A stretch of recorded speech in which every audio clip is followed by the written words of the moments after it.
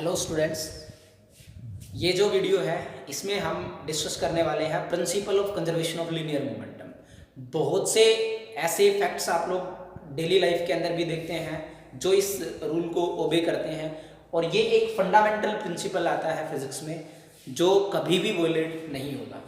तो ये बहुत ही इंपॉर्टेंट पॉइंट है। आप लोग मैकेनिक्स जब भी पढ़ते हैं तो उसमें बहुत इंपॉर्टेंट पॉइंट रोल होता है principle of conservation of linear momentum का। तो देखते हैं principle of conservation of linear momentum क्या है। जैसे नाम में ही इसमें बता दिया गया कि कंजर्वेशन है। कंजर्वेशन मीन्स संरक्षण।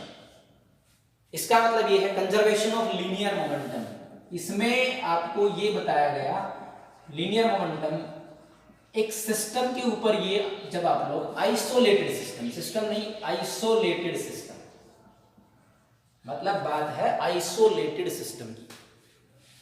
तो सबसे पहले सिस्टम नहीं पता, फिर आइसोलेटेड का भी नहीं पता। तो सिस्टम क्या है? सिस्टम वो चीज है जो आपकी ऑब्जर्वेशन, अंडर ऑब्जर्वेशन होती है। मतलब आप कोई एक्सपेरिमेंट करते हो और आप जिस चीज को ऑब्जर्व करते हो वो आपका सिस्टम है। बच गया पूरा यूनिवर्स क्या है? सराउंडिंग। तो सिस्टम का मतलब, जैसे we as going to take an example that two objects, object A of mass m1 is moving with velocity v1 and object B of mass m2 is moving with velocity v2।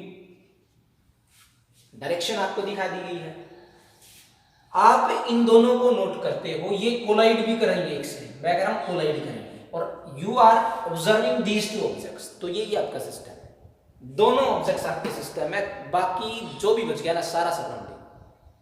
तो ये मतलब होता है system का, कि जो चीज आपके ऑब्जर्वेशन, जिसको आप ऑब्जर्व करते हो, that is system.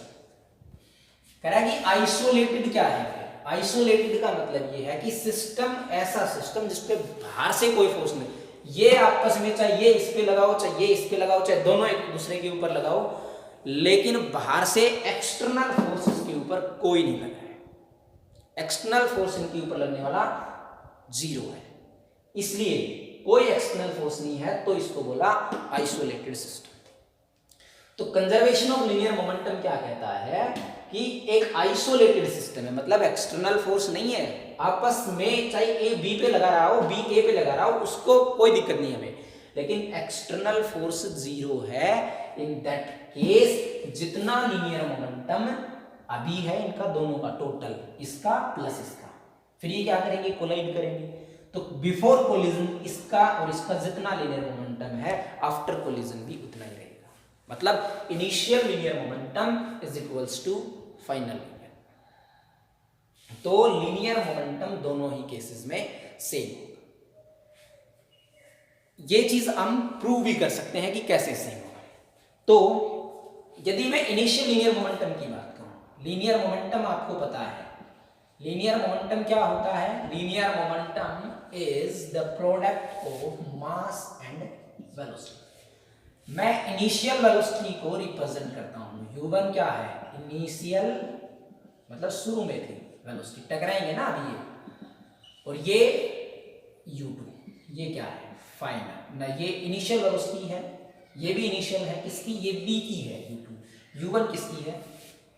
Late them collide with each other, टकरा गए। टकराने के बाद मान लेते हैं वेलोसिटी जो थी a की, मास तो वही रहेगा, नहीं बदलने वाला मास, वेलोसिटी ये v1 होगी। v1 मतलब फाइनल, बदल तो जाएगी, टकराएंगे जब एक दूसरे के ऊपर फोर्स लगेगा। और यहां ये जो था b ऑब्जेक्ट की वेलोसिटी हो गई है, दैट इज v2। मास कितना था इसका? m2 था। अच्छा, तो बात ये आ गई कि a b ये कोलिजन से पहले थी, ठीक है? यहां कोलिजन हुआ, कोलिजन के बाद ये सेपरेट हुए, तब उनकी वेलोसिटीज कंडीशंस ये थी। तो कह रहा है कि इनिशियल लीनियर मोमेंटम क्या था? Simple linear momentum, mass into velocity. तो मास इसका m1, इसका u1, इसका तो था जी m1 u1, और बाबूजी इसका कितना था? m2 u2। Total initial linear momentum कितना आ गया? इनिशियल लीनियर मोमेंटम कितना हो जाएगा before collision? m1 u1 plus m2 u2 और आफ्टर कोलिजन कितना आ गया, कोलिजन के बाद कितना हो गया था इसका m1v1 प्लस m2v2। अब ये प्रिंसिपल क्या कहता है कि m1u1 प्लस m2u2 बराबर होगा m1v1 प्लस m2v2। यदि ये सिस्टम आइसोलेटेड है तो मतलब इस पे बाहर से फोर्स नहीं लगा रहे, हम मान भी नहीं रहे कि तो क्या होगा कि जब ये दोनों टकराए हुए होंगे, जब ये टकराएंगे तो दोनों एक दूसरे के ऊपर फोर्स भी लगाएंगे। ये तो सिंपल है।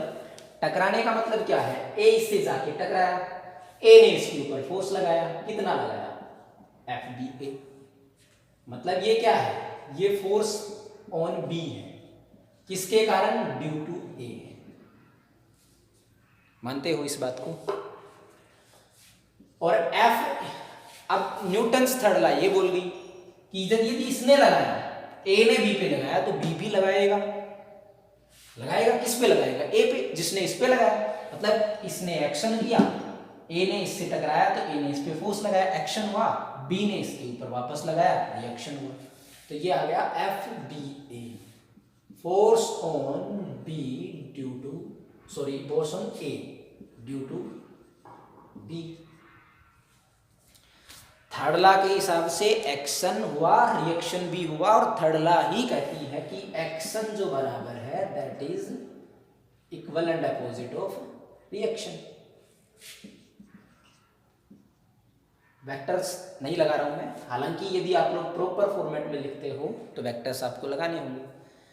तो FBA माइनस FAB, ठीक है।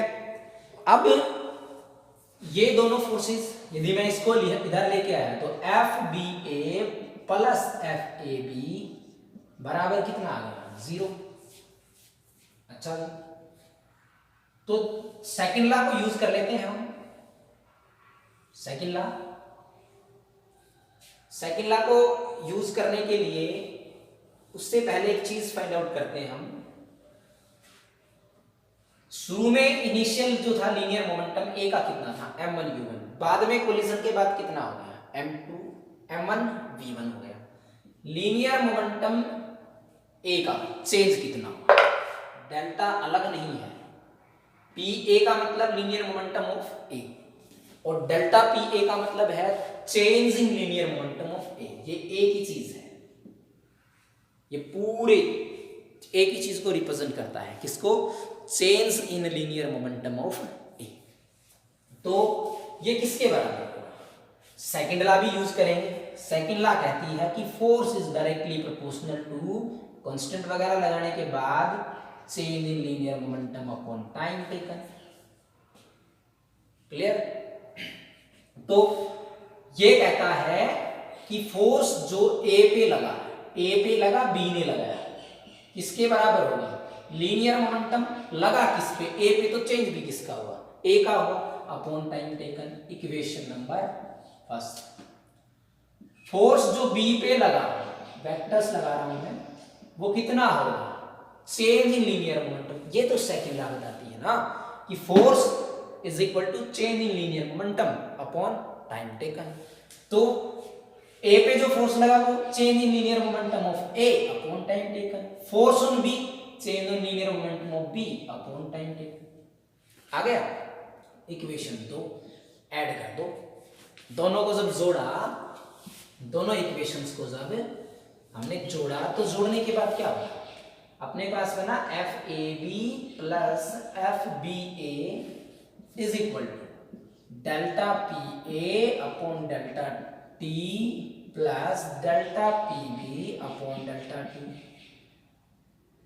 वो ये तो 0 है ना, ये रहा थर्ड लॉ के हिसाब से। तो 0 बराबर delta PA plus delta PB upon delta T, इधर ले गए, ये भी खत्म। और डेल्टा PA क्या था, change in linear momentum. Change कैसे निकालते हो, चेंज का मतलब final minus initial, change in velocity, final velocity minus initial velocity. Change in linear momentum मतलब final linear momentum, initial linear momentum. A का फाइनल कितना था, m1 v1, बी और इनिशियल कितना था, m1 u1, हो गया clear, plus change in linear momentum of B कितना था final, m2 v2 minus m1 m2 u2, clear हुआ।